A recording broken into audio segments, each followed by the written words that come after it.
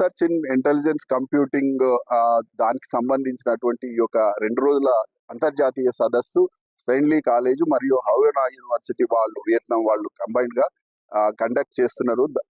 ఈ సందర్భంగా chief guest గా రావడం నేను మెసేజ్ ఇచ్చింది ఏంటంటే, ఇవాళ టెక్నాలజీ అనేది ఇన్వైటబుల్.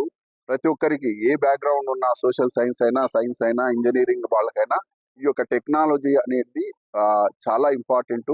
ఇప్పుడు మేము కూడా విద్యా వ్యవస్థలో ఇప్పుడు చూడండి, టెక్నాలజీ బిఏ స్టూడెంట్ కానీ బీకామ్ స్టూడెంట్ కానీ ఎవరైనా సరే టెక్నాలజీ అనుసంధానంగా చాలా మటుకు మార్పులు చేస్తున్నాము.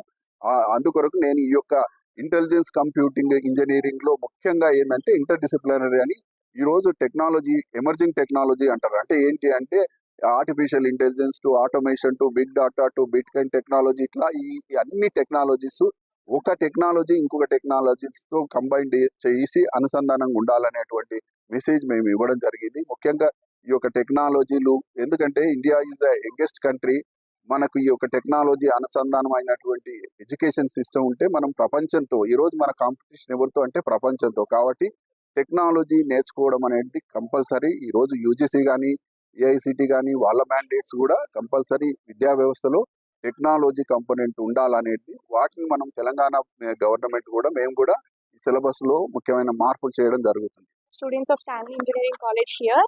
సో ఈరోజు మాకు రైస్ కాన్ఫరెన్స్ జరిగిందనమాట.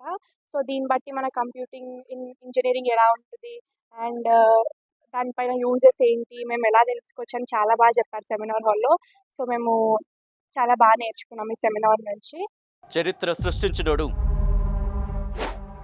ఇప్పుడు ఆ చరిత్రని తిరగరాయబోతున్నాడు. అబద్ధాల గోడల్ని బద్దల కొట్టి నిజాలను రాగా మీ ముందుంచబోతున్నాడు.